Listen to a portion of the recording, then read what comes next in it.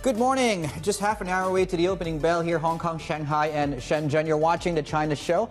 I'm David Ingles with Annabelle Droulers. Our top stories: fears of deepening trade tensions spark risk aversion in Asia, with Chinese tech stocks facing pressure from President Trump's latest executive order targeting Beijing. Now, elsewhere in markets, the Canadian dollar and Mexican peso also coming under pressure. That's after President Trump says the tariffs will go ahead as planned next month.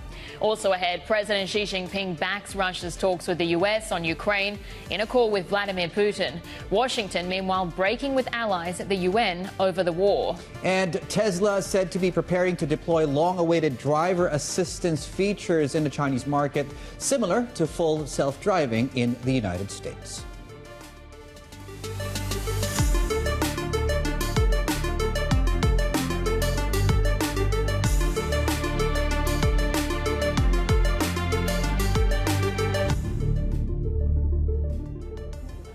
Taking a look at the market action this Tuesday morning, there's a little bit of a flight to safety that we're seeing. So you've got yields, for instance, on the 10-year dropping a little bit. You've got gold here hitting a fresh record high. The dollar is a little bit bid. So this is really a confluence of factors that leads to risk off in Asian equities. And again, this morning, you've got the broader gauge trending down 0.7%. All the major markets as well in the red. Taiwan just coming online off 1% to start the day. So look, there's a couple of different stories, but really the key theme that threads through all of those is President Donald Trump. Firstly, you've got this deepening in the rift that we see between the US, its European allies, over what happens around Ukraine. You've got trade, of course. President Trump saying that tariffs on Mexico, Canada, those are proceeding. So you're seeing as well the back of that dollar strength is the Mexican peso, the loonie coming under pressure as well. Just to note on the currencies front, we have had the Bank of Korea decision cut coming through very much as expected by economists. But again, you're seeing the won there a bit weaker against the greenback. So that's the state of play there at the macro level. But let's dig a little bit into the details. Take a look at what happened with the Golden Dragon Index overnight.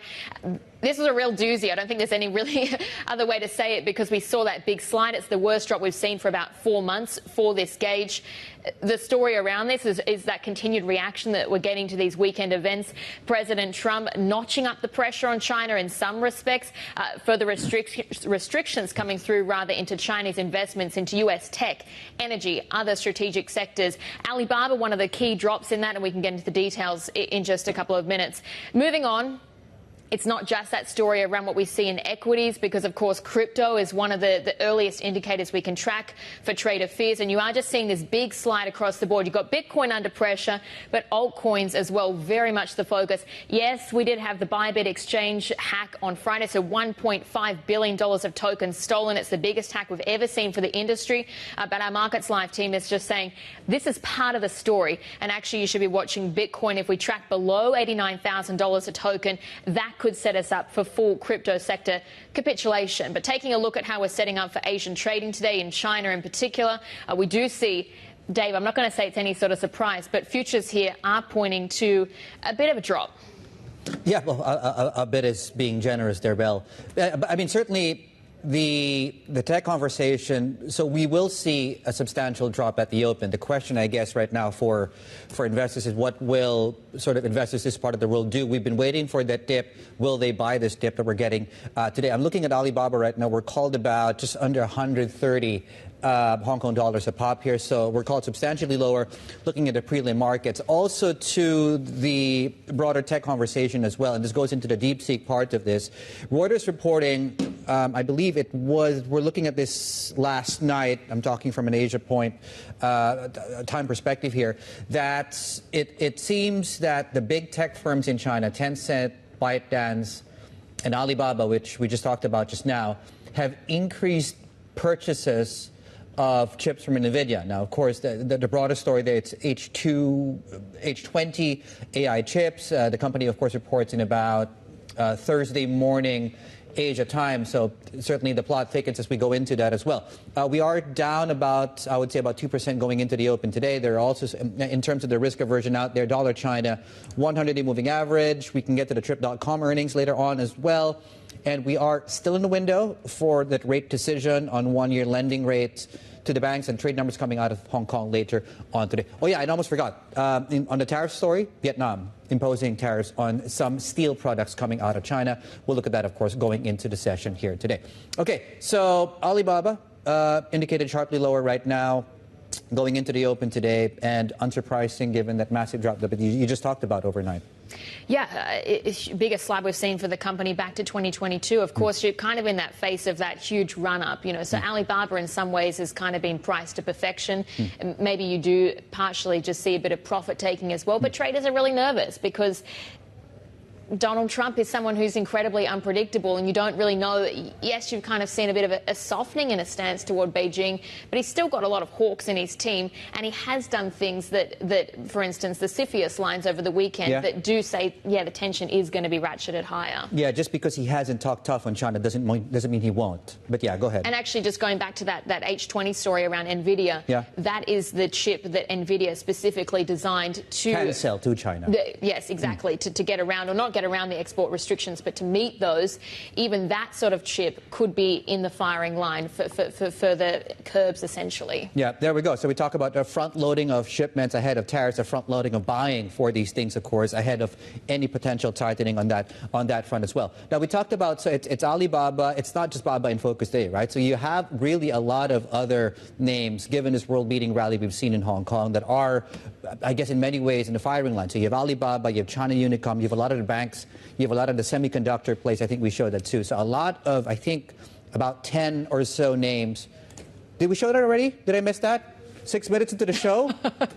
There we go. Thank you so much. There we go with the list, because I forgot my script, so I need my producers to help me out here. Some of the other names you'll be tracking, given, of course, how quickly the rally has actually come to the upside here. Go, Mel. All right. Well, quick glance as well at what's happening in some of the Chinese media headlines this morning, because the Securities Times, for instance, is flagging the possibility that authorities may relax banks' RRR to ease liquidity pressures. Analysts are saying that the paper, or telling the paper, that there's room to go lower than the implicit floor of 5% of deposits held in reserve by banks. China's current RRR varies by bank, with the rate for small lenders kept at 5% since 2021.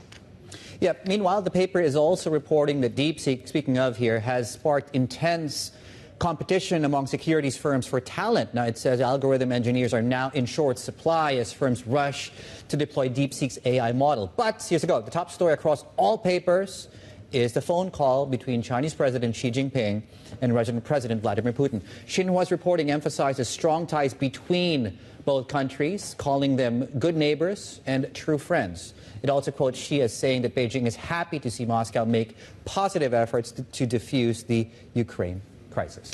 Yeah, and that's our top story this morning. So let's get more on it now with our chief North Asia correspondent, Stephen Engle, and we've got Bloomberg's East Asia government editor, John Herskowitz, joining us as well. But Steve, I think we can start with you, because it's a very awkward triangle that's sort of developed here between China, Russia and the US. But where do things stand right now?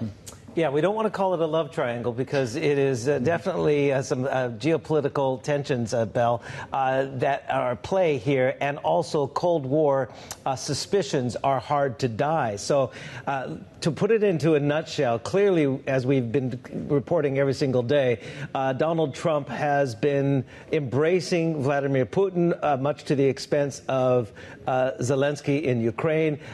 We just saw that vote in the UN UN General Assembly, which I believe John Herskowitz will talk a little bit more about. But clearly, the White House under Donald Trump is a stark difference than under Joe Biden. And that is raising some, yes, goodwill between Moscow and the United States, but also some suspicions with that third member of the party, and that is China, which we all know 3 years ago, China, basically Xi Jinping and Vladimir Putin, struck this no-limits partnership. So where do they fit into that? Well, if we see the readout of this phone call, or was it a video call, I believe, between Xi Jinping and Vladimir Putin, amid all this courting by Donald Trump of Moscow, he reads out, the readout says, China and Russia, this is Xi Jinping, China and Russia are true friends who have been through thick and thin together. And it raises the big question about I'm sure there's some doubts within the halls of power in Beijing about the true intentions of the United States here. Is this, as some in some circles in Washington are calling this potentially a reverse Nixon episode? You know, we know in 1972 the rapprochement that the Nixon administration had with China at a time China was having extremely strained relations with Moscow, sort of acting as a wedge. Well, is that what's happening here? Is Donald Trump courting Putin to put a wedge between Moscow and Beijing? A lot of political intrigue. One side to the triangle we need to figure out is really how convinced Vladimir Putin and the Russians are of this sort of approach coming out of the White House. Well, as I said at the top, you know, these Cold War suspicions are hard to die. So there is likely, and according to sources telling Bloomberg News, some wariness within the halls of power in the Kremlin about Donald Trump's end goal. A bit wary of a possible trap is what the sources are saying. So they're not quite sure or understand the White House's strategy here because it is such an abrupt about face from the Joe Biden administration. So, yes, it's probably welcomed by Vladimir Putin, but within the hierarchy of power, with Putin obviously at the clear top, there is some suspicion of the White House goals and strategies here. Yeah, John, I think we can bring you in here because Steve makes that really interesting point about that lack of clarity around exactly what the US is hoping to achieve with Russia. Do you think that there's more certainty, though, in terms of the worsening relationship, it seems, between the US and its allies, or historic allies, at least in Europe, over what happens with Ukraine? I think we're just seeing a complete recalibration of what Europe expects from the U.S. in terms of security. This has really thrown things asunder. We've seen European leaders, starting with French President Macron, visit the White House. British Prime Minister Starmer is supposed to be going later this week. And European leaders are also showing unity with Ukraine. They're trying to figure out a way to keep the security going, how they're going to work with Ukraine, how they're going to work with the White House, and keep Ukraine safe, enhance their own security, and find a way to deal with this abrupt change from the White House. Some have said it's a 180-degree change that's gone on. So it's European leaders are in a quandary, just trying to figure out where to go from here. Now, what's the latest on one of the asks or demands from out of Donald Trump, of course, in terms of being able to access some of the resources out of Ukraine? What's going on there now? We had the initial call for $500 billion in Ukrainian resources, rare earths and things of that sort. President Zelensky over the weekend said that they're getting closer to a deal. He's floating a figure of about $90 billion. But the one thing for Zelensky is that he wants to see security guarantees. He wants to see something that will keep his country safe in exchange for mineral resources. And we're not seeing that yet from the White House. So while the numbers are getting closer together and getting smaller, the security guarantees, which are essential for Zelensky, don't seem to be coming forward. So we'll see where it goes with that. That was Bloomberg's John Herskowitz there as well with Stephen Engel. And still ahead, we're going to be talking the market strategy around how you sort of gain this sort of scenario. BNP Paribas is joining us with those deepening trade tensions with the US, how that's going to be impacting Asian currencies. We're already seeing the dollar bid Asian currencies lower off the back. Plus, we'll get expectations for next week's China's National Congress. Counting down to the open of trade in Shanghai, Shenzhen, Hong Kong, we've seen futures looking for a drop at the start. This is the China Show.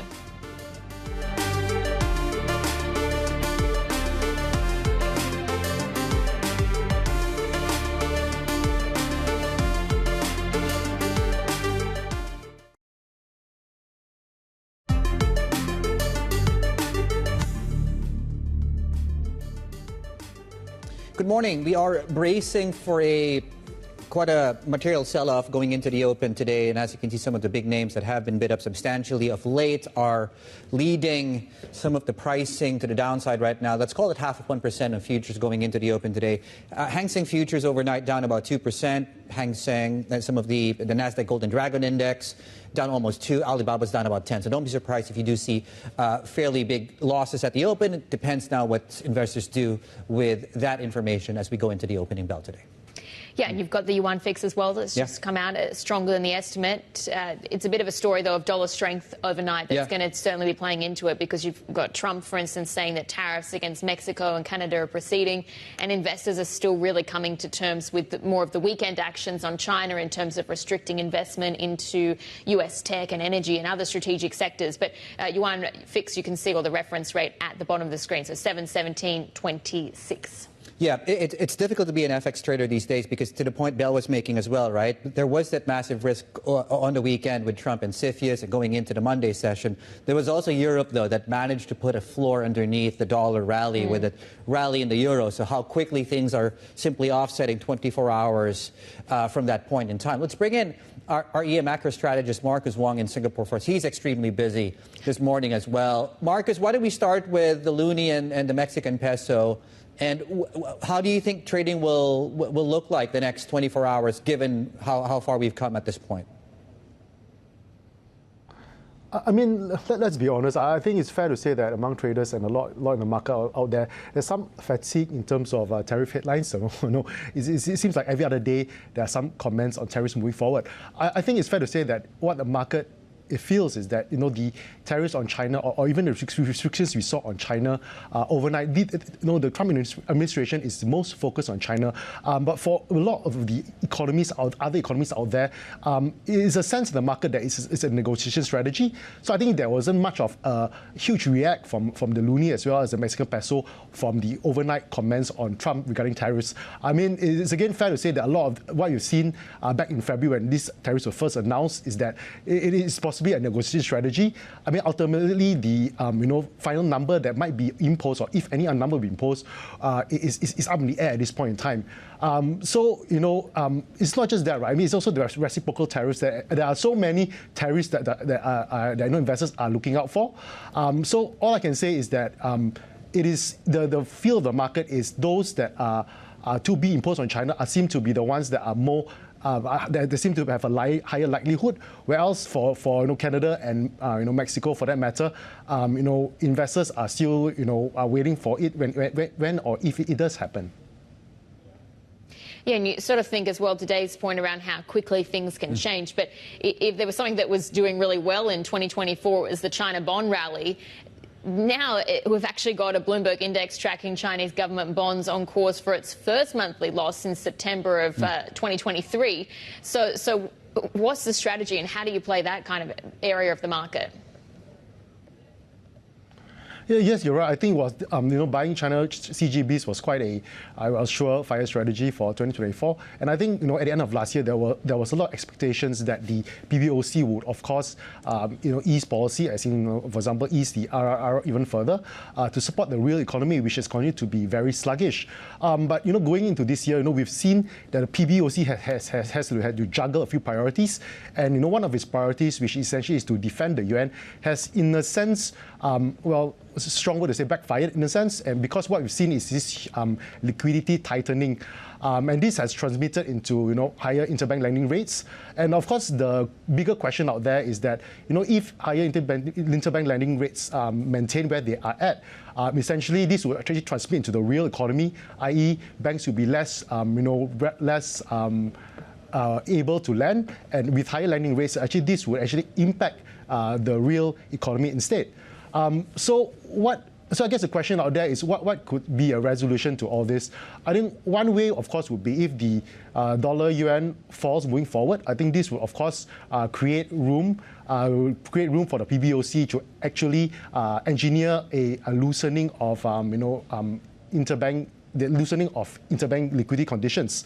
Another train of thought would be that if moving forward there are further U.S. tariffs that are imposed on China, for example, we have seen effective tariff rates of 10%. So of course, there's some baseline expectations that the Trump administration could administer an additional 10% tariffs. I mean, if this goes ahead, it is fair to say that China could actually move into ease policy instead.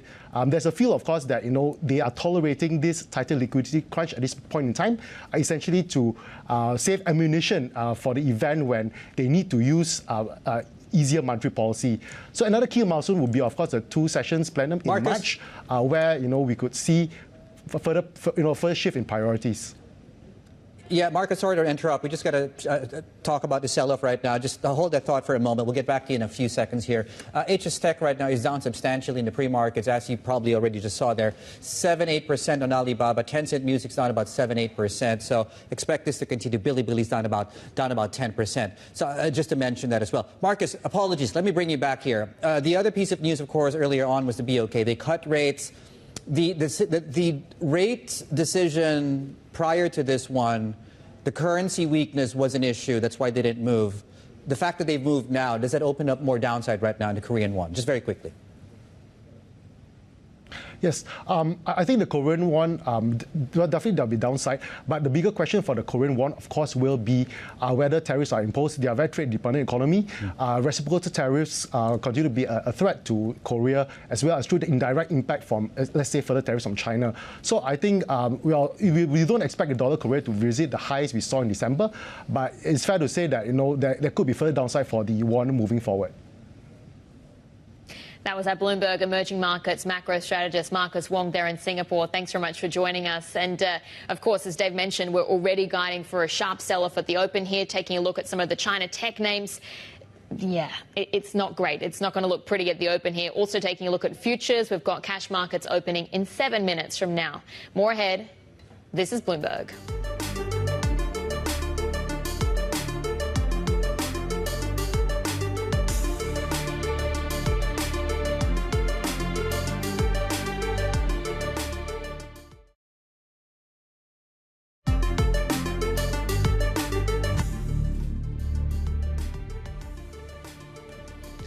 5 minutes away from the start of trade this morning and taking a look at some of the big names in China tech, we are guiding for quite a significant drop there in the Hang Seng Tech Gauge, already down more than 4%. Look, we had a very bad night overnight for the Golden Dragon Index. It was the worst showing we'd seen in about 4 months. Big drop in Alibaba, for instance. It's that big question. We'd kind of taken some of those trade tensions off the table. Maybe they're even more back on.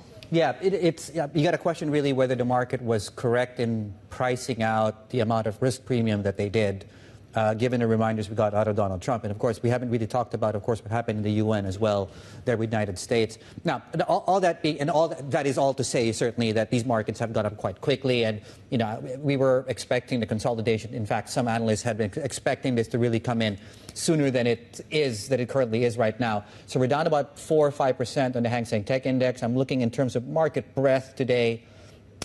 Just about every single stock, with the exception of a few big oil names, HSBC. The rest on the Hang Seng Index are actually called low right now. So call it 85%, set to open lower on the Hang Seng Index. On top of that, you have some of the crypto-related currencies also called lower on the back of the pullback, of course, in crypto. Trip.com, it's a good earnings story, but you know what? Today's a day where you really ignore earnings for now. The opening bell is just ahead. This is Bloomberg.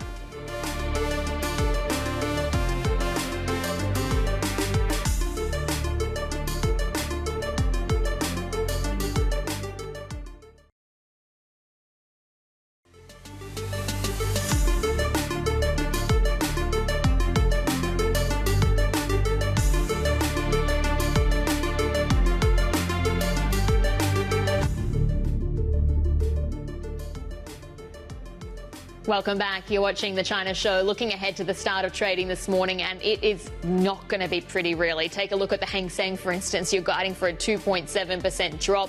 We already had a lot of indications of this overnight because Golden Dragon Index slumped, led by Alibaba. The key theme, all roads, Dave, lead back to President Trump. Yeah, eventually, don't they? And, for the better part of the last couple of weeks or so, the narrative was anything that Donald Trump said and did would eventually be offset by anything that Beijing would eventually do as it pertains to the support for the economy. Add to that the DeepSeek point of the conversation has managed, and those 2 points really managed to remove quite a bit of risk premium from this market. But then again, if a market's up 50, 60%, then some of the risks become a lot more pronounced. The math certainly needs to work out as well. There we go.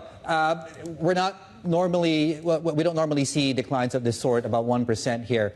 This is the onshore markets opening up right now, down about 1%. We've yet to see really what volumes look like, market breadth. But as you can see, the big ones, as you can see, are substantially lower as well. A couple of things before we talk about Hong Kong as well. Steel rebar Hot-rolled coil actually is also very much in focus today after Vietnam imposed tariffs on some Chinese steel products. Watch for that closely. And, of course, the 10 and 30-year yield on the short end is really where you're getting a lot of upward pressure on the yield curve. A lot of that might have to do with the fact that the PBOC has yet to move on rates. That's number one. And number two, because of that, we're getting a lot of upward pressure as it pertains to funding. So you're getting a flatter curve. And on top of that as well, do you buy that dip at this point in time when you're getting a reversal, really, of this bull market that's taken place in the equity market and the reversal we've seen in the bond market? So short of saying, as you change the page here, do we get a reversal of what we've seen in the last few weeks or so? Okay, here we go. The market in focus, down about 4%. We're looking at southbound flows in particular today, and really to what extent mainland investors, which had been really the big buyers of this rally so far, will be taking some money off the table and booking those profits. Tencent's down about 3% at the open. We're down about 7% on Alibaba. Meituan is down about 4%. What's interesting here, as you look at some of the other big movers to tell you about too, is that it was fairly predictable which names, based on what we're seeing in the opening minutes, are leading these losses. It's really the names that have gone up substantially. So there's really not a lot of science, really, when you look at that, where the temptation was to book those profits. Case in point, Kingsoft Cloud, right? One of the big movers to the upside of late. Tencent Music was also up substantially. And also this stock, too. Right? So we're getting substantial losses across some of these names. Right. Very quickly, before we, I guess, look at the broader picture yet again here. So earnings coming through, CLP. We were joined earlier on, of course, by the company's executives talking about their earnings. And Trip.com reported a couple of hours back, down about 4%. But that remains, of course, a very domestic-focused stock. And I guess the reason why the figures do reflect that exposure, Bill. Yeah, and I think it leads us very nicely into the MLive question of the day today, which is, are Chinese stocks going to be entering a bear market? Because if you take this sell-off as any sort of indication, how fragile has that rally been to date and really what's underpinning it? But let's bring in Leow, get more perspective on this. He's senior market strategist for APAC at BNP Paribas Asset Management. And thanks very much for joining us this morning. So, yeah, exactly that. Do you think Chinese stocks, are we at risk of entering a bear market after what's been a very stunning rally? It's a very interesting question, because I would ask, have Chinese stocks actually entered the bull market earlier? I mean, we've seen recovery and stuff. No, my answer is that I don't think the Chinese stock market is going back down to a prolonged decline. When we look at the recent rally, it's basically triggered by the Chinese AI progress, DeepSeek and all these things. Now, when you look at Hang Seng, which is representative of offshore demand for Chinese stocks, it's gone up holistically, more than 24% in the past month or 6 weeks. And the volatility and the correction is pretty much expected. Now, the point here is that, everybody, when you think about the medium term, this AI progress triggered by DeepSeek, China's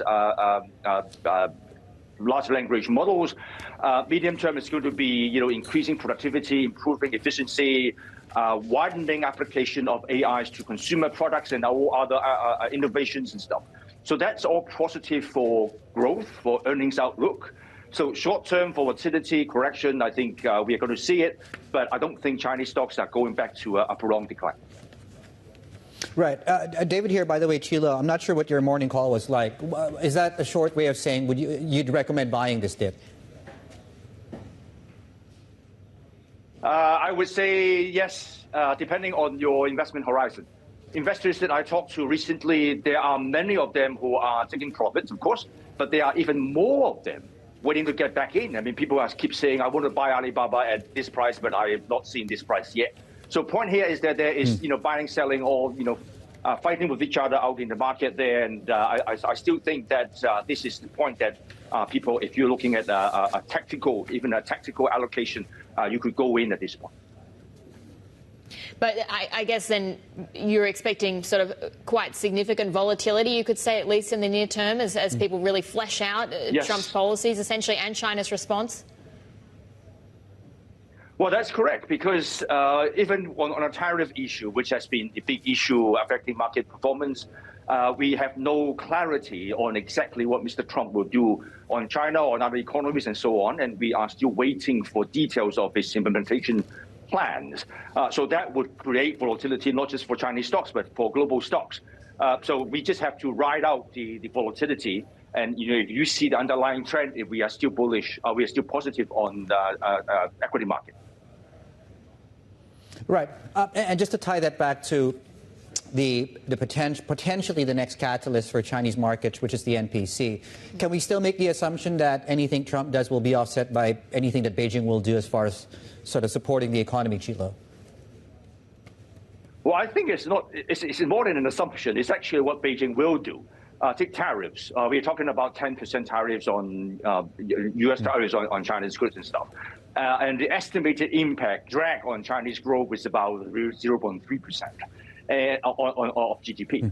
And when you look at what Beijing has announced and assuming that they will implement that, we are looking at between 1.5% and 2% percentage of GDP fiscal expansion this year by China, which will more than offset the tariff drag, which means that if there's more tariff, Beijing can easily do more to boost the domestic sector to offset what the U.S. does on dragging on Chinese growth. So definitely, I believe China will continue to roll out measures to offset the tariff impact on Chinese growth, which in turn, I think it's a constructive outlook for Chinese assets. What are you expecting from the NPC specifically with regard to the private sector? Because the embrace really of names like Jack Ma, for instance, recently by top officials, it probably can't be understated, the signaling power of that. Well, certainly Beijing will have to honor the signals that it sent out a week and a half ago by meeting with all these tech CEOs and private sector bosses. One thing that we expect Beijing will do is to have more credit expansion designated for small, medium-sized companies, private sector companies, tech areas, to help them develop so as to honor that pledge that China is coming back and have the private sector playing a bigger role in pushing growth and so on. And then the other thing is that there might be more direct fiscal expansion spending on stimulating consumption, expanding the cholesterol clunker program or the trade-in program. We are looking at around 400 billion RMB in addition to whatever has already been announced to expand that trade-in program to help boost consumption. So we do expect that there will be concrete announcement on policy measures to stimulate consumption, private sector investment, and also stabilizing the property market. Sheila, can I ask you about monetary policy?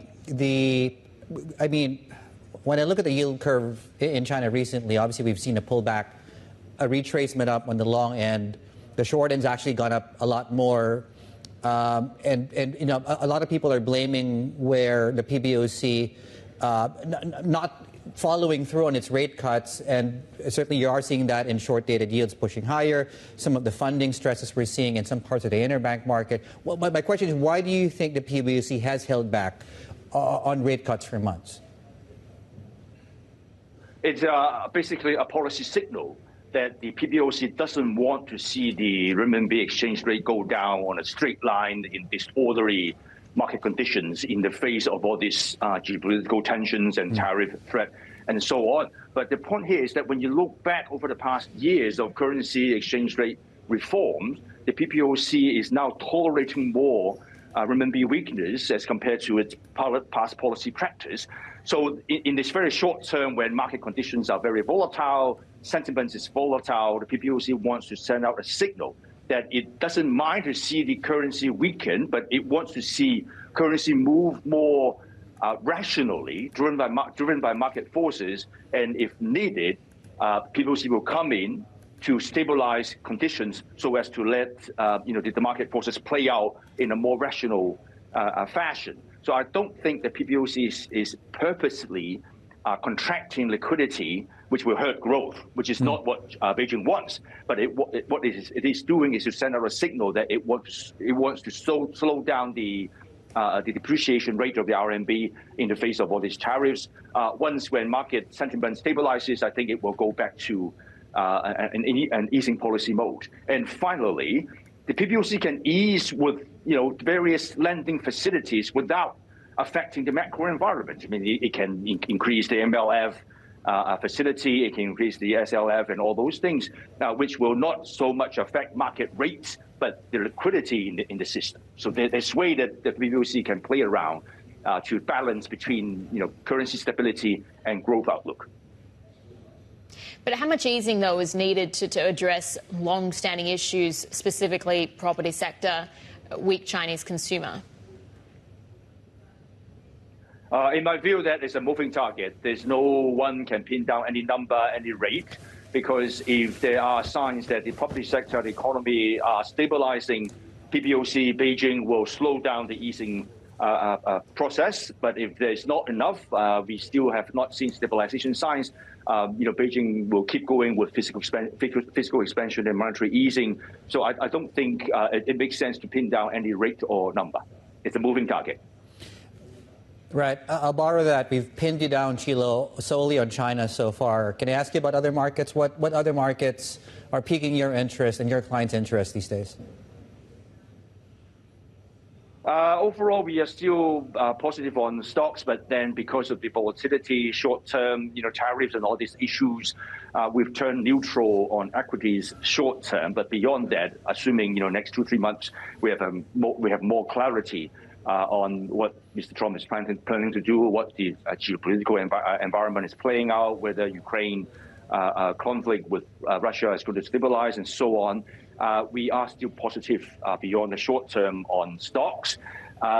Europe, I think we are more positive on European investment grade bonds than European equities because of the slower growth momentum in Europe as compared to the US. But we do believe that Europe IG, the valuation perspective is attractive because in our view, the market has priced in too many defaults in Europe IG segment than we think it actually is going to happen. So we've been quite positive on Europe IG from that perspective.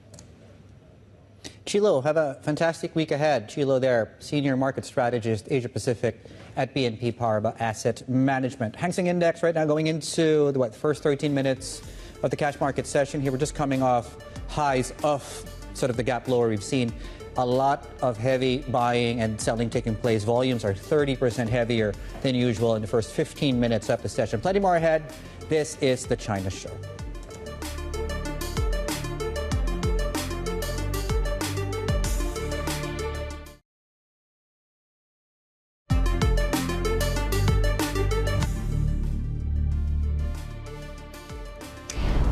All right, just some breaking news crossing the terminal. The PBOC has kept the one-year MLF interest rate unchanged at 2%. They've also been withdrawing further liquidity via that channel, 200 billion yuan leaving the system. So we're really seeing the second-order impacts of that. Of course, it's a defense of the currency, but you're seeing it also having flow-on effects to what's happening in the bond space as well. Yeah, it really does, given the pullback we've seen in yields of late.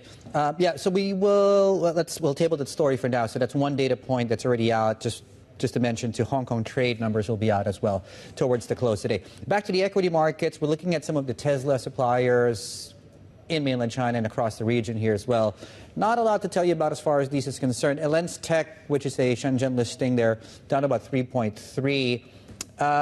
The big story here is, I mean, I don't need to tell you. You can read about it at the bottom of your screens. For the details in that story, Danny Lee, our Asia Transport reporter, joins us now about what we know so far and how far the progress report here on Tesla and full service driving here. Well, this is elements or features of full self-driving that it will plan to install in Chinese-made Tesla's from as soon as the next couple of days from now. Okay. Whether it actually happens still remains to be seen, because the company has been cautious in signaling to customers that it will start rolling this out for those who've signed up for the package. However, the difference is that these are elements of full self-driving that it will install. It's not the full feature which it has been seeking approval now from the Chinese authorities to put and use on Chinese roads. So there is a bit of a distinction, but it's a good sign. However, this all really comes at a time there is so much competition in this marketplace from the Chinese EV makers. So Tesla needs some kind of defense, and it needs to show off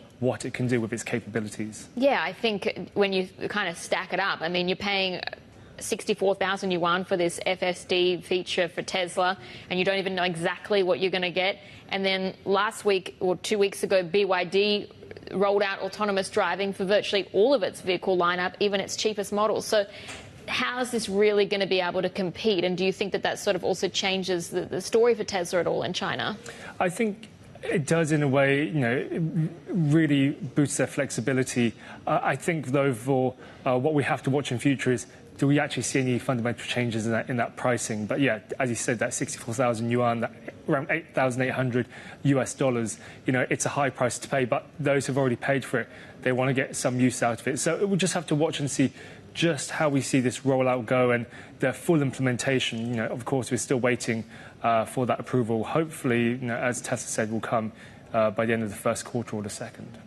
All right, that was our transport reporter there, Danny Lee. And shifting to the Hong Kong-based utility provider CLP, we spoke with its CEO earlier, who told us that the firm is looking to double its renewable energy portfolio in China. TK Chiang spoke with the Asia Trade team earlier after the firm reported net income for the full year that beat estimates. Yeah, CLP in 2024 achieved solid results, and we also have a significant growth in our non-carbon investments. Yeah, it's mainly because of the significant improvement in our Australian business. Now, in Australia, because we have carried out refurbishment projects in our power station and also improved the coal supply to our Mount Piper power station, so our generation portfolio in Australia improved quite significantly, and it deliver solid result, enabling a good financial results. Are you giving any considerations to the changing winds when it comes to a political push towards more clean energy, whether it's coming from the U.S. or the rest of the world? When it comes to, you mentioned your coal investments, but of course, clean energy assets. Yeah, in all our markets, in CLP as a group, we have the Climate Vision 2050. So we want to achieve net zero emission by 2050. And on top of that, we will also exit coal by 2040. So we will adopt the same strategy across the whole, the group in different markets. For example, in Australia, we already committed to retire our Yallourn power station in mid-2028. And we are now focusing on developing flexible capacity because of the proliferation of renewable energy in the market. And we want to leverage the flexibility of, for example, battery storage in order to benefit from the volatility in the market. When it comes to data centers and EVs, how is that affecting your business, particularly when it comes to Hong Kong? Yeah, data center, I think everybody is now focusing on, the powerful, functionalities of AI, different opportunities, and we do see significant growth opportunities. For example, in Hong Kong, last year, the overall growth in electricity consumption is about 2.1%. But if you look at data center in particular, this sector, we did see more significant growth up to 8.6%. So in terms of the total amounts, data center consumption already amounts to about 5.7% of the total consumption in Hong Kong.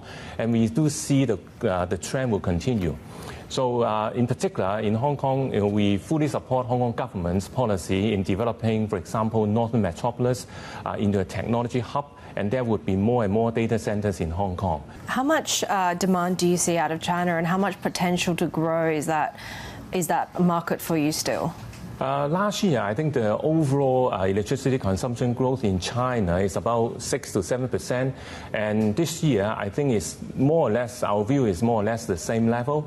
But I think more importantly, it's not about the overall consumption, but about the amount of renewable energy requirements in China. For example, last year, the total renewable energy investment in China is more than 300 gigawatts, which is even more than the total renewable energy investment around the world outside China. So you can see opportunities is very significant. There we go, the CEO at CLP. That, of course, the company just reported earnings that came in slightly better than expectations. They're speaking with our team earlier here on Bloomberg Television. Yeah, so in case you missed that interview, you can catch that on TV Go for our clients and also join the conversations as well. We have a lot more interviews coming up here in the show, so check it out, and we'll continue to unpack this tech routes that we're seeing in these Chinese markets. Plenty more ahead. You're watching The China Show.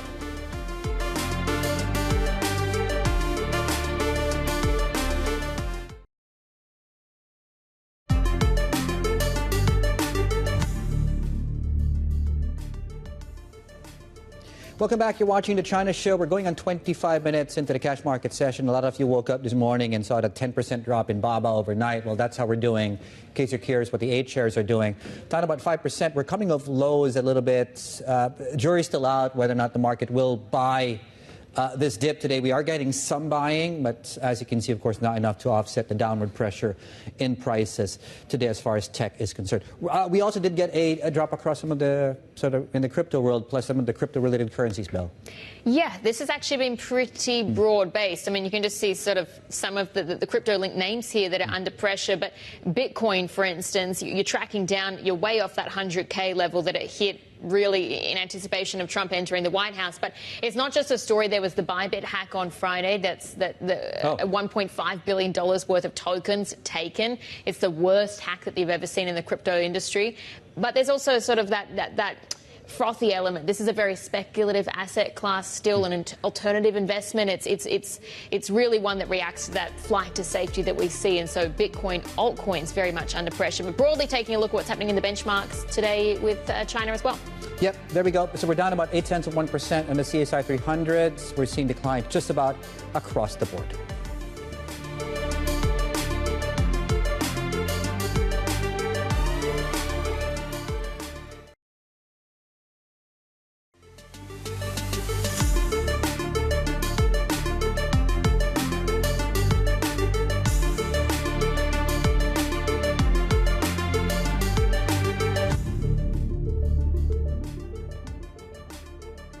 Welcome back to The China Show. Taking a look there, rather, at a live shot of Hong Kong this morning, but also taking a look at what's happening in the equity space. And there's not too much of a surprise that we've got stocks firmly in the red. We already had the indication with ADRs overnight, big pullbacks in names like Alibaba, for instance, Bilibili, Tencent. I mean, pretty much all of them in the red. There's the restrictions from the US on Chinese investments over the weekend. You've got these tariffs that are proceeding on Mexico, for instance. That's a big trade partner of China, so it's a second-order implication. And you've also got, and Mark Ramfield's been writing about this on the blog this morning, but these PBOC tactics to defend the yuan, is that also becoming a headwind for equities? So we can talk to him about that as well in just a moment. Yeah, that they may need to reverse some of the restrictions around that to perhaps give a little bit more give to these markets. So, and I think interesting that Bell pointing out the tariff conversation on Mexico and Canada. So this time next week is when those tariffs are actually set to take effect. That's March 4, right? The reason March 4 is important is because that's the day before, number one, the NPC and the work report, and number two, of course, that's the day before Donald Trump then goes in front of Congress at the same time as the NPC. So, so mark your calendars now. Suffice to say, Wednesday next week, you'll need more than 2 screens to just monitor everything that's taking place around the world. Good thing enough, you have the Bloomberg terminal and the Bloomberg TV, of course, to keep you abreast of all things. There's the plug right there. Okay. For all of you looking for and waiting for the dip, you're getting one today. Are you going to buy this dip? Xiaomi's going against the grain right now. We're coming off lows a little bit on some of the big tech names. Flip the page, please. And also, so Tencent Music is actually, or was, one of the worst decliners percentage-wise in Hong Kong. That, too, is started to come off lows, although, as you can see, still quite a substantial drop here. Now, we're looking at southbound flows. I think the statistic is 48 straight weeks of net inflows across the Stock Connect going into last week. We are getting a positive read-through as well, so there is buying taking place across the Stock Connect today. Watch where this goes, perhaps a determinant where prices go as well. Now, do you buy this dip? It's a question, I guess. Yeah, and that's exactly what we spoke to BNP Paribas Asset Management about in just the last half hour or so. But take a listen to what Leow had to say about this. I would say yes, depending on your investment horizon. Investors that I talked to recently, there are many of them who are taking profits, of course, but there are even more of them waiting to get back in. I mean, people keep saying, I want to buy Alibaba at this price, but I have not seen this price yet. So point here is that there is, buying, selling, or, fighting with each other out in the market there. And I still think that this is the point that people, if you're looking at a tactical, even a tactical allocation, you could go in at this point. For the latest on Chinese markets, let's bring in MLive strategist Mark Cranfield. Also with us is Bloomberg opinion columnist Shuli. But Mark, we can start with you. The shift that we're seeing and the momentum that we're seeing to the downside this morning in equities, it's that question of, is that a signal of what's to come, or is this something that's just a sharp reversal of that big rally that we've seen of late? But the question of the day that's being put forward by your team is, are Chinese stocks going to be entering a bear market? How are you thinking about that? Not anytime soon, I don't think. I think the AI narrative is still powerful enough, specifically related to China. I think that will overwhelm other things which are going on.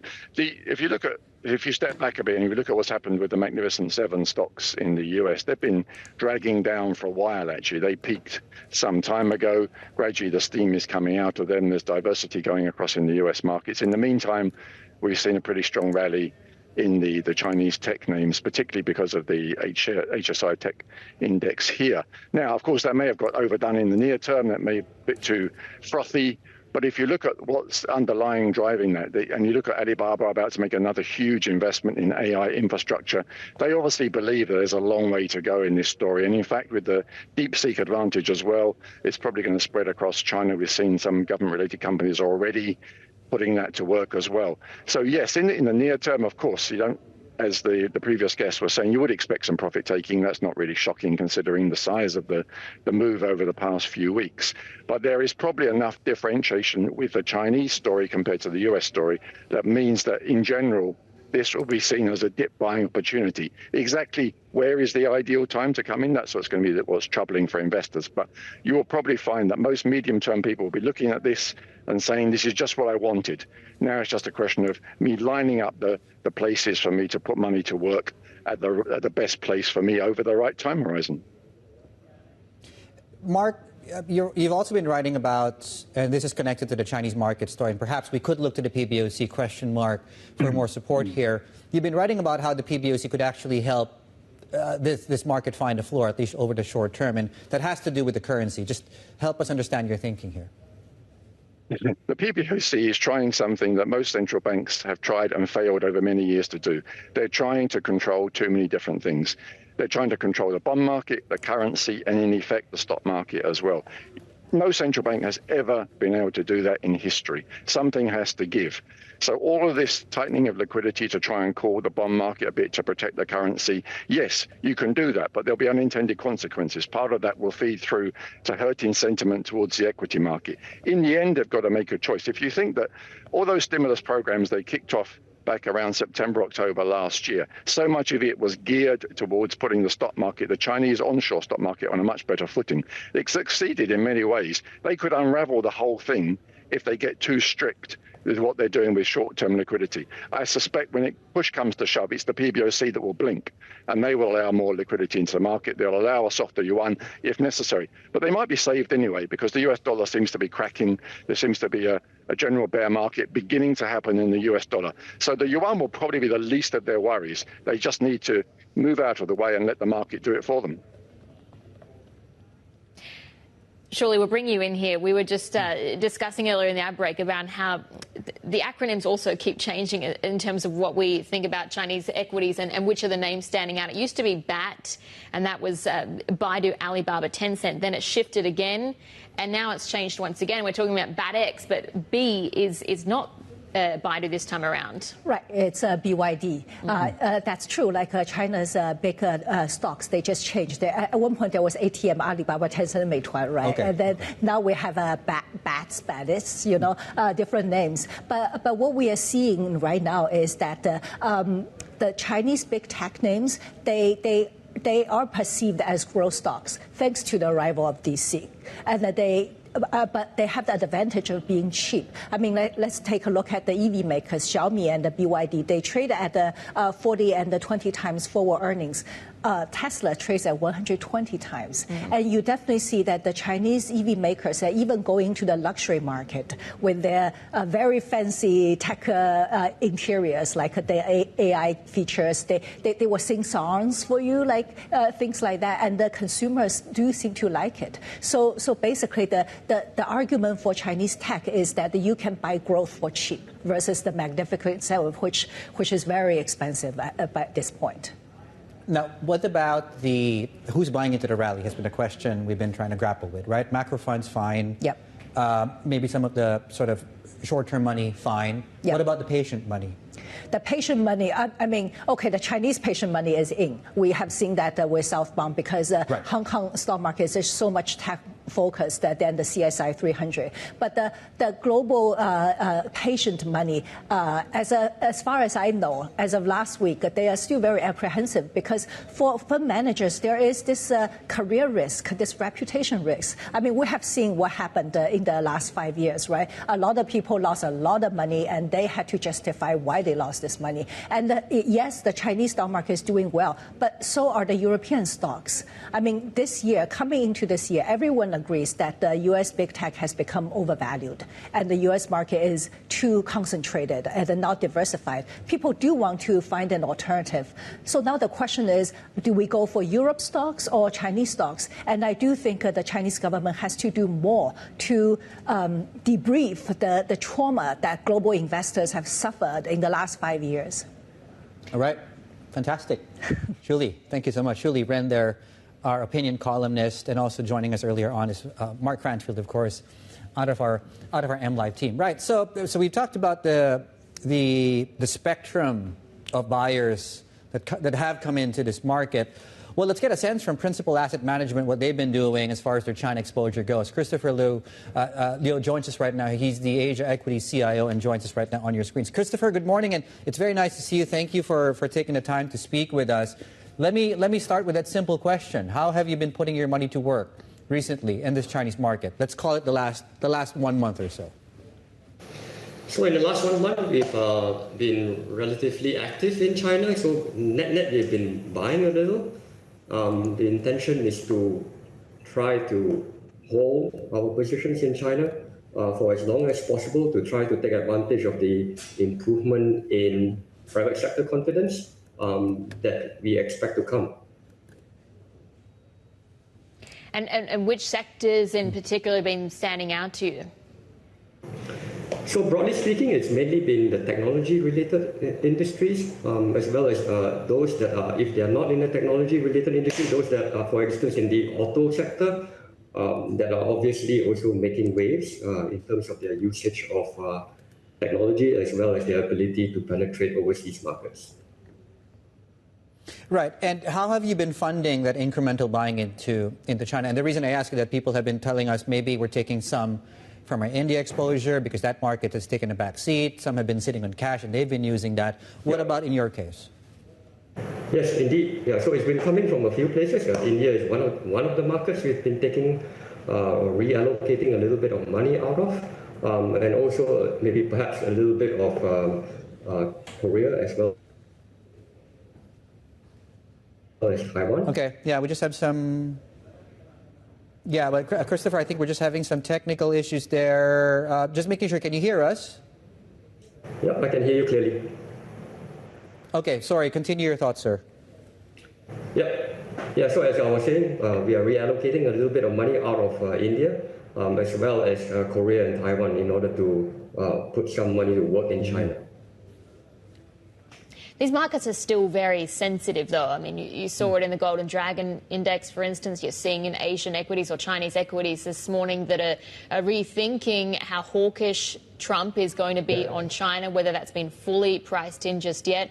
What's your level of conviction in the rally that we've had so far? Well, I suppose it's really hard to figure out what Trump will say or do, right, on a week-to-week basis. So what I'm really trying to figure out is on private sector confidence in China. And this is probably going to be a more important driver even than we think fiscal stimulus and all the possible actions that the government could do, right? So I think private sector-driven improvements are probably more sustainable, right? And that is one problem that China has been having. The private sector has been essentially taking a back seat, right? They have been retrenching. And I think this DeepSeek revelation, as well as the recent meeting between President Xi and entrepreneurs, really gives some hope, right, that indeed things have turned in terms of the government's opinion of how the private sector can contribute to the economy. And Christopher, who knows really what the future will hold, but do you suspect you will need to increase your exposure to China over the next 3 months? Well, I think the key here is not just increasing your overall exposure to China, but also finding what areas in China that could do well in the longer term, right? So we don't want to trade our positions in China too much. I think tech-related innovation will be very important for the restructuring of the industrial landscape over time, right? So even though China is today, of course, having economic issues, right? Deflation is still a problem, but I think tech innovation will be a key driver, and I think that is one area that we will focus on for the longer term. And of course, we also see the possibility of some cyclical improvement, especially in the very beaten down sectors, like, for example, property. But that may not be a longer term kind of scenario where you hold on to it for a few years. Right? Christopher, thanks so much for joining us this morning. That was Christopher Leow, the Asia Equity CIO at Principal Asset Management. And coming up, Apple's move to hire 20,000 new workers as it seeks relief from President Trump's tariffs on China. We'll have those details ahead. This is Bloomberg.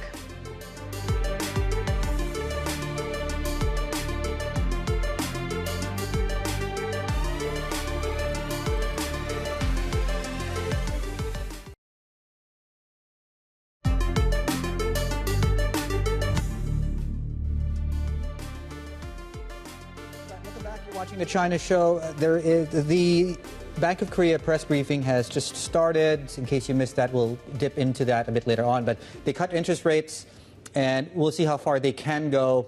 They're 2.75 right now on the 7-day repo rate. Our folks at BE actually think they go down even further to 2%. Anyway, we'll revisit that in a couple of minutes. In the meantime, though, the other big story, too, is Apple. And, of course, that plan to get this 20,000 new workers and produce AI servers in America. The tech giant is seeking relief from President Trump's tariffs and on goods imported, of course, from China. Let's bring in Newly Purnell, our tech reporter, to talk us through about, tell us a little bit what happened, the rationale, and what the plan is. Yeah, so some big numbers from Apple. They say they want to hire 20,000 people, as you said, spend $500 billion on investments in the U.S., and they're talking about creating a facility to make servers in Houston, Texas, and another facility to train workers in Michigan. It's the biggest such commitment that they've announced to date. They said in 2021 they were going to spend several $100 billion and hire a bunch of workers, but this is a different scale, acceleration of those plans. Of course, it comes after Tim Cook has met with President Trump, and there's this looming, threat of what tariffs on goods from China could mean for Apple's business. So yeah, big numbers from Apple, and they say they really want to invest in what they call innovation in America. This is certainly a strategic move, you could say, to I guess, get ahead of any sort of tariff risk that's announced. But it doesn't detract from also the other issues that are facing Apple, sliding share, for instance, in China. What's the bigger picture for the company right now? Yeah, I mean, I would say a couple things. First, they're uniquely sensitive, to some of these geopolitical events because they manufacture so many of their devices in the mainland, and they sell a lot of their devices in the mainland. So the tariffs are an issue not just for devices coming out of China, but they also need to sell a lot, and they need to be cooperative and get along with Beijing, right? It's such an important market for them. So, and they're facing increasing competition for iPhone sales in China. The other thing is you have to also think about this in terms of sort of the political sentiment right now in the U.S. after Trump was elected, pledging to crack down on illegal immigration and pledging to really boost U.S. jobs. So you have to think about this in terms of also what the message they want to send to Washington and to American consumers about their commitment to their home country. All right, that was Newly Purnell there, our tech reporter, and taking us back to the live pictures in Seoul because lots of developments just coming through here. But the Bank of Korea governor there saying that today's rate cut decision was unanimous.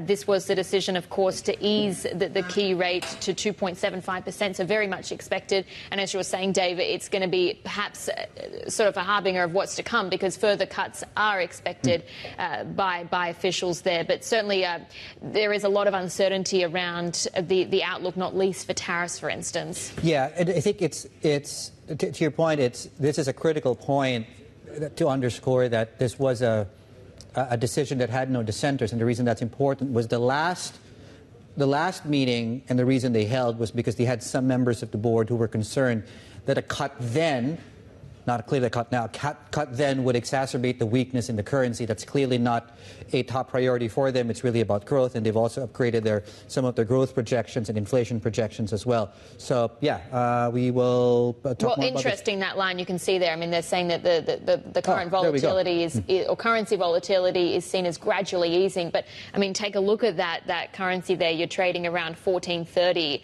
to the greenback. So certainly historically weak. But we'll leave that there and we can come back to the lines as they appear. But some of the other major stories that we're tracking this morning, again, related to that tariff story because Mexico is weighing potential levies on Chinese goods as it seeks to avoid 25% tariffs by the U.S. A group of Mexican economy and finance ministry officials are in Washington this week to hammer out a deal with the Trump administration. President Claudia Sheinbaum says her government is working on different fronts to reach an agreement with the U.S. by Friday. Vietnam is imposing anti-dumping tariffs on steel from China, following South Korea and other nations in fighting back against surging supplies. The temporary levy goes as high as 27.8% and will last 120 days. Citigroup says the tariff will likely cover about half of the hot-rolled coil that Vietnam buys from China. Vietnam is the single biggest foreign buyer of Chinese steel. According to Ukraine's Deputy Prime Minister, Kyiv is in the final stages of talks with the US over giving Washington a cut of the country's natural resources. The draft deal, seen by Bloomberg, says the US will commit to a free and sovereign Ukraine and agree to a durable partnership between Washington and Kyiv. The Trump administration sees the deal as an integral part of its plan to broker a ceasefire with Russia on its war against Ukraine. We'll have plenty more ahead. This is Bloomberg.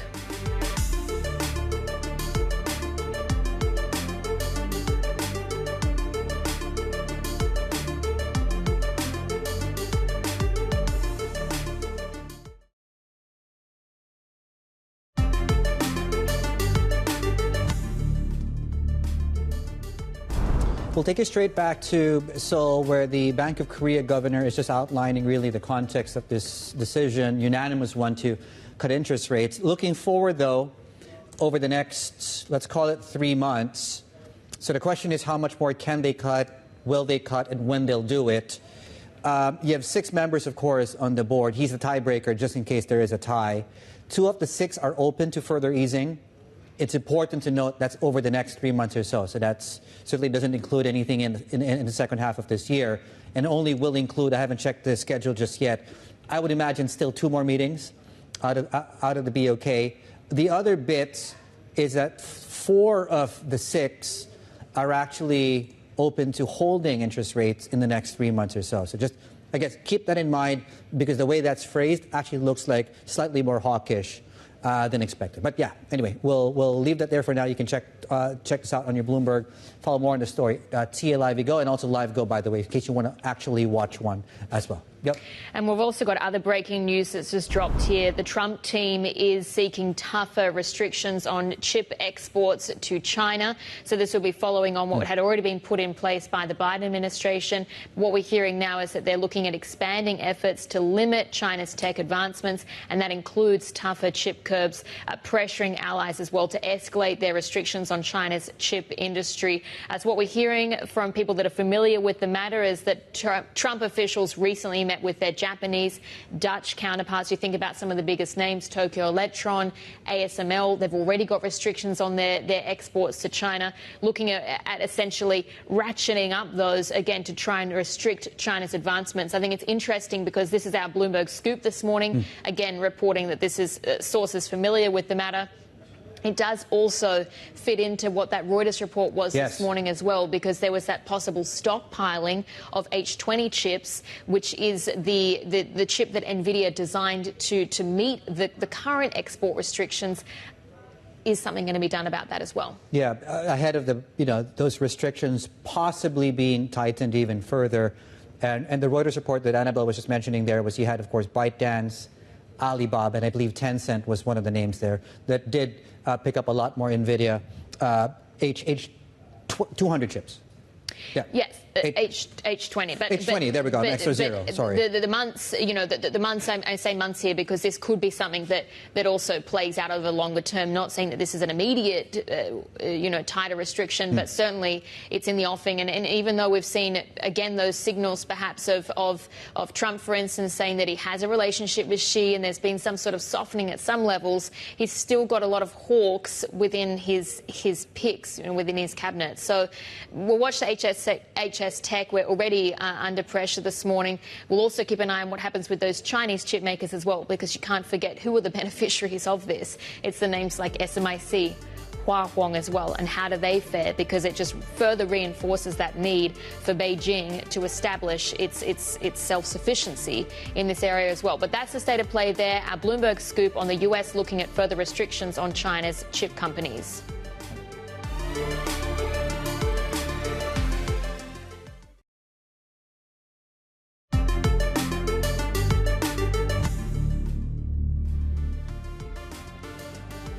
It's 11:29 a.m. in Tokyo this morning, taking a look at Japanese equities before they go into their lunch break. And they were on public holiday yesterday.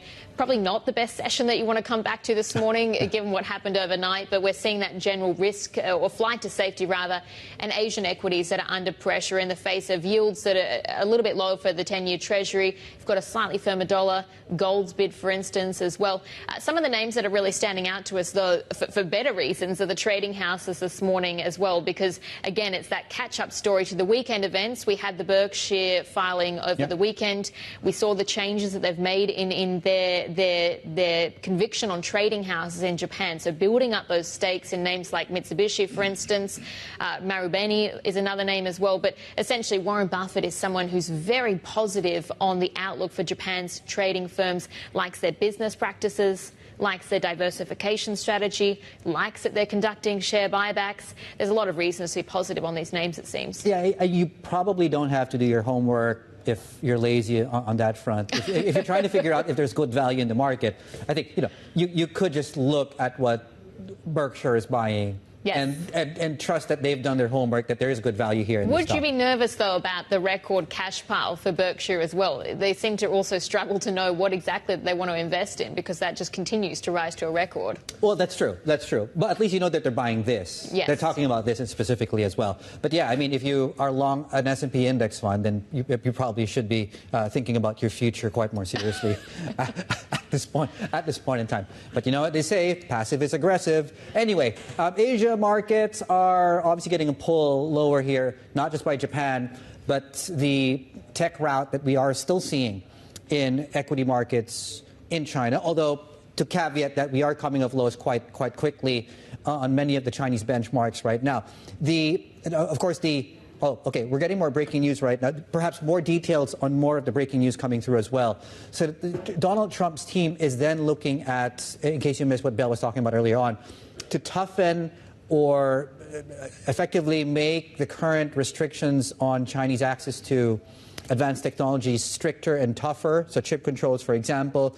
We understand that Trump officials recently met with Japanese and Dutch counterparts about restricting Tokyo Electron and ASML. Now, what's going to be key as well is, on top of that, do watch out for any potential developments as it pertains to Nvidia, which reports in a couple of days.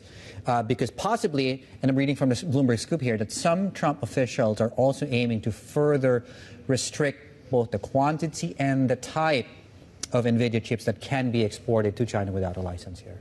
Yeah, and we've already seen, Nvidia redesigning its chips to essentially meet those restrictions that are in place, and you've also seen, quite a lot of stockpiling as well, and that's showed up not just in Nvidia, but ASML, for instance. You've seen that in their earnings toward the end of last year. Companies in China looking to get more of their products, again, to try and evade or prepare for these tariff risks that we're seeing now. But it's not just the story around China, it's also having an impact on some of its biggest trading partners, like Mexico, for instance. Yeah, because if you can't tariff the gate that goes directly from China to the U.S., you tariff, of course, where that gate actually then indirectly leads to, which is Mexico, and the trade ties coming through between China, Mexico, and then the U.S., right? In fact, Mexico, on that front, they are weighing potential levies on Chinese goods as it then seeks to avoid, of course, the other gate closing. That's 25% tariffs by the U.S. David Chu of Bloomberg Economics thinks that if implemented, it could actually pose another challenge here for China's efforts to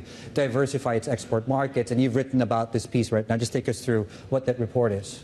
Yes. First of all, if you look at the share of China's export to Mexico, that would be limited impact to China because it's only 2.4% in China's total export. But it can trigger a wave that Trump's administration can, require other China trading partners also do this to China as well.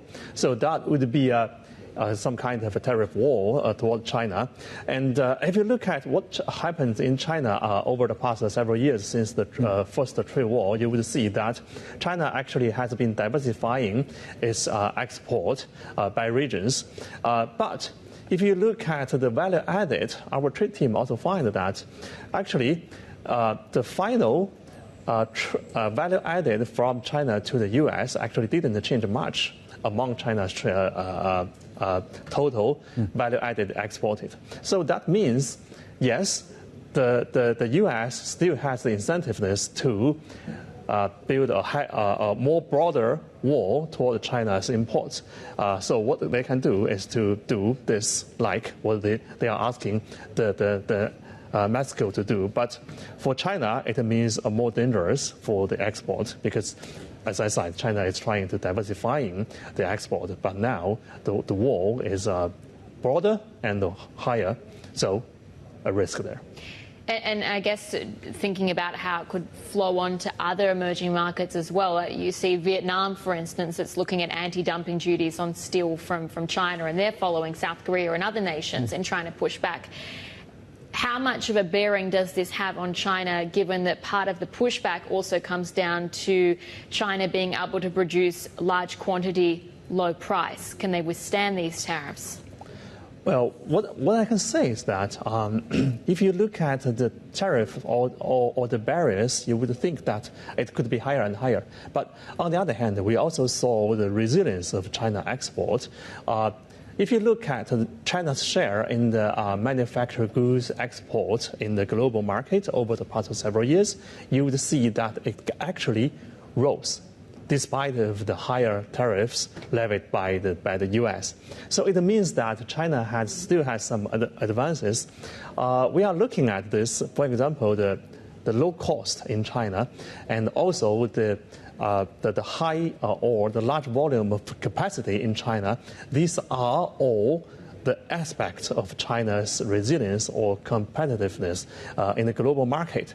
So yes, going forward, we may see more challenges to China, such as the tariffs or other forms of trade barrier. But still, we see that China's competitiveness in the global market still helps the export as well. Right, that was David Chu there from Bloomberg Economics. Thanks very much for joining us this morning.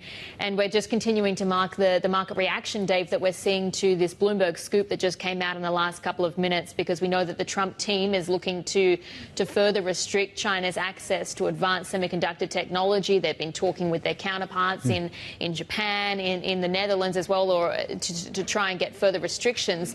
What's interesting is how that also has a bearing on some of the Chinese names. And SMIC, for instance, is is one that's really a beneficiary of this because, of course, that's the counter-argument. The more you try and restrict China's advancements, the more that it's pushed to try and promote its own homegrown names, and SMIC really stands out as that. It's now reversed all of its earlier losses. It was down around nearly 7% at the start of the day. Cameron Johnson, who joined us I think about a week back, had a very good way of describing what Belt is pointing out there, right? So if you give China a problem, they are going to kill that problem. And we saw that with DeepSeek. We saw that, of course, with the market reaction you are getting today. The more you restrict, so far what China has done is managed to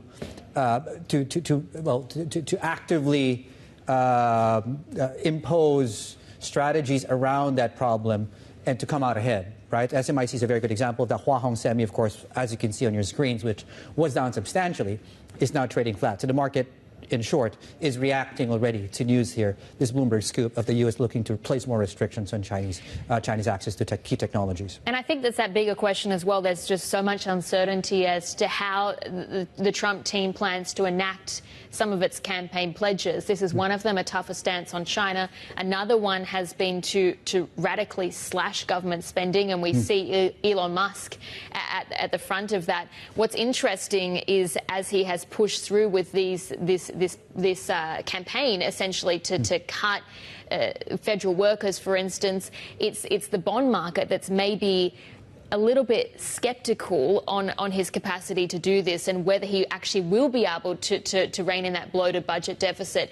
Let's take a look at exactly how traders are positioning around this, because they could be the ultimate scorekeepers. But we've got our Garfield Reynolds joining us this morning. He leads our Markets Live Asia coverage. So Garfield, talk to us about the dynamics that we're seeing in bond market trading right now, and why, out of every single metric that traders can assess and that the Trump team can look at, it comes back to the 10-year Treasury.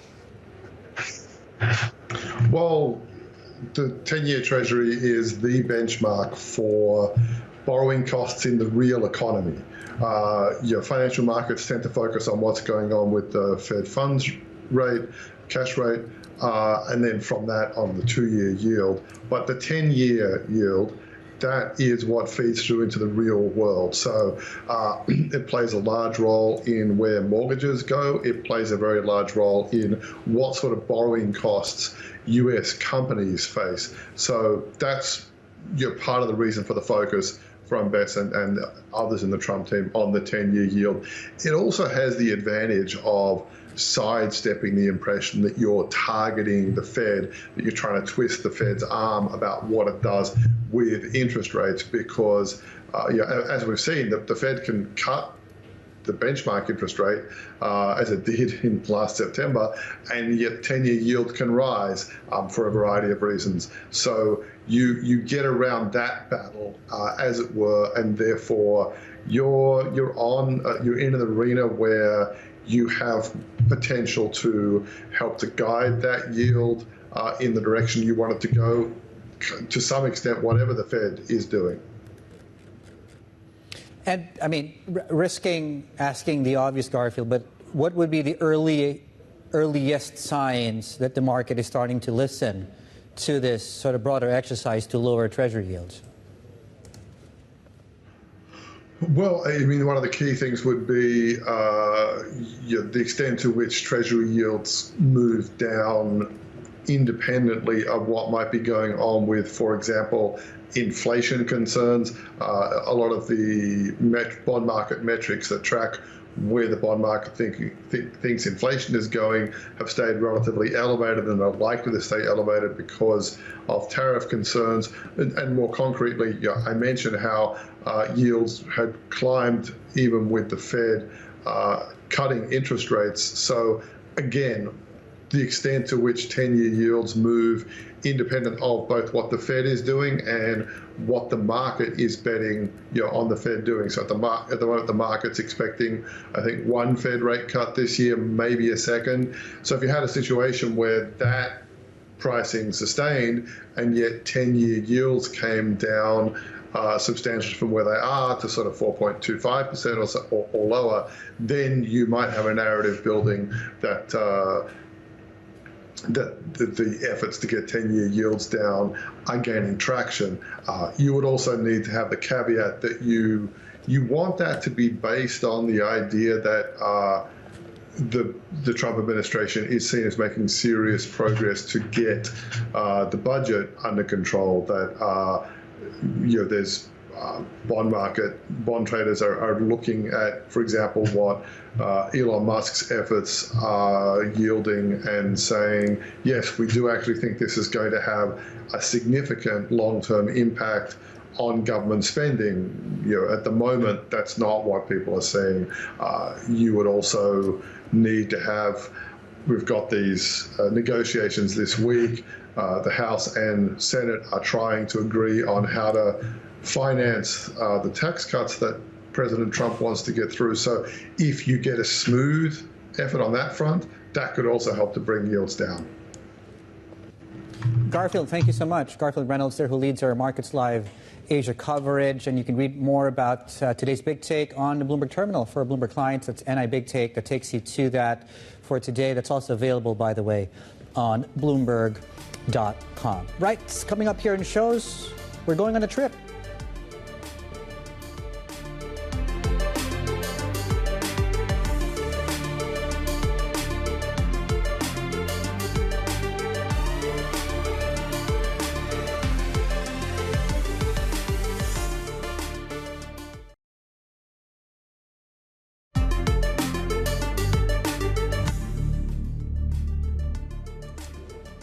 Welcome back. You're watching the China Show. Back to our Bloomberg scoop. Sources have told us that Trump and his team are planning to expand efforts to limit China's tech advancements, including tougher chip curbs and perhaps pressuring allies to also get in line. Let's bring in Min Leow, our China correspondent, for more details on what we know so far.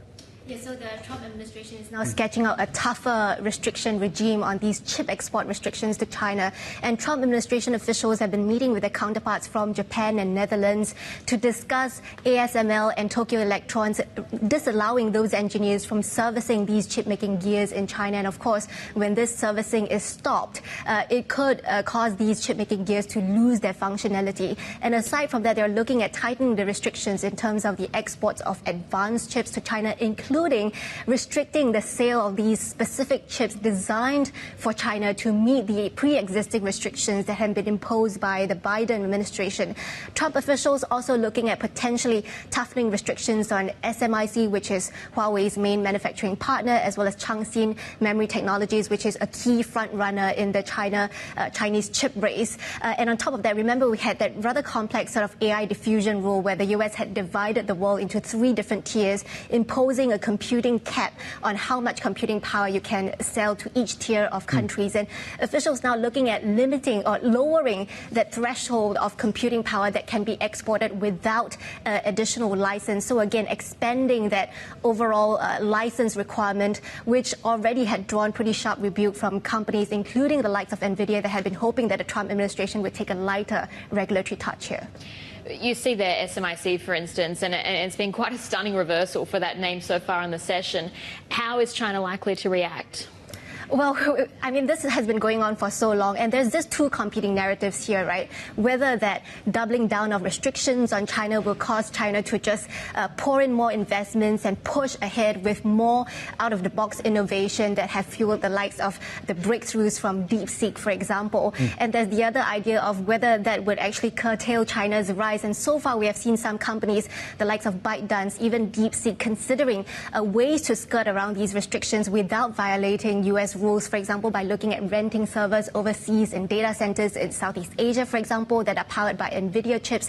That's one possible method to go about it. But you can imagine that at some point, U.S. regulators will likely also catch up with that. At this point, it's not clear what, countries like Japan and Netherlands would do in response to this new administration. So a lot of moving parts. And again, that sort of game of cat and mouse regulatory catch-up that will likely keep playing out throughout the rest of the year.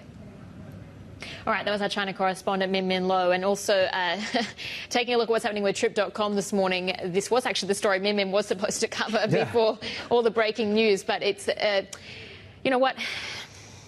This was a company that actually had good earnings and they beat their estimates, but not the day that you really want to get the market reaction.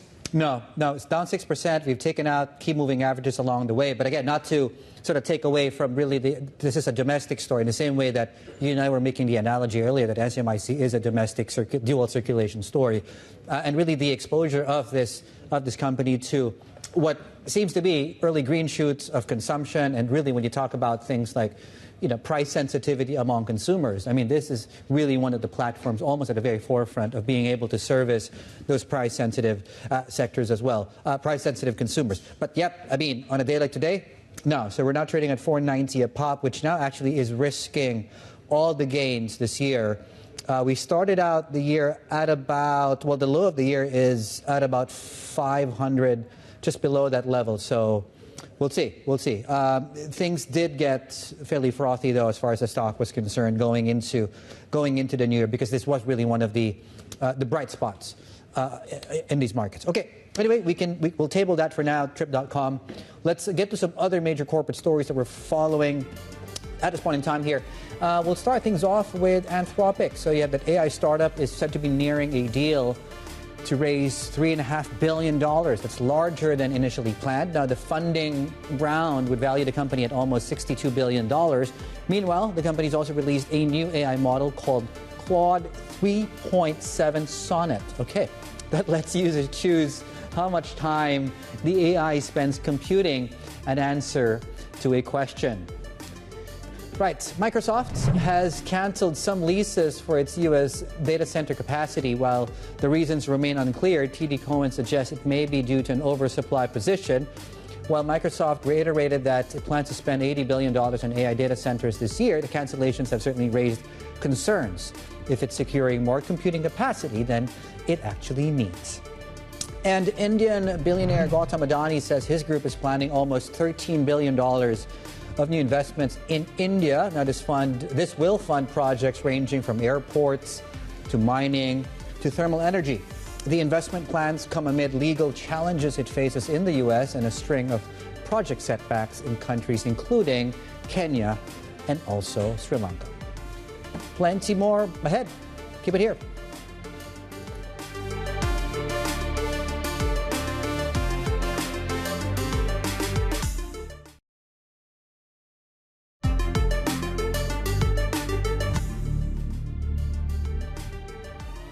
Right, welcome back. Give me some space here while I try and pronounce this vaccine. DCP-H, small I, small b, hyphen, capital M, capital C, capital V, the number 4. That's a combined vaccine that CanSino received approval for, clinical trial approval for, from China's NMPA. Suffice to say, stock is up 15%. I'm just helping my producers buy some time here. Right. The other big story across these markets right now is the tech rout, which is we're still down overall from the cutoff, but we are coming off low substantially here on the Hang Seng Tech Index. Suffice to say that we're just 90 minutes into the cash market session.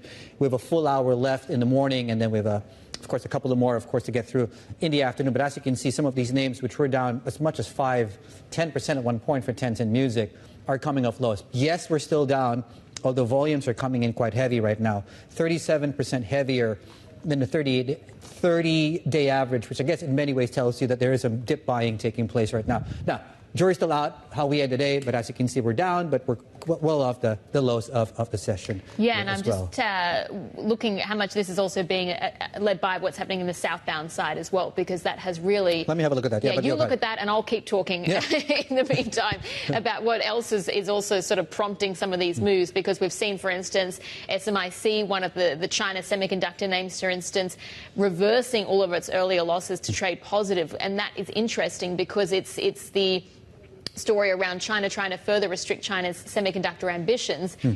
How does that actually help some of the names in China? But what did you find about the southbound?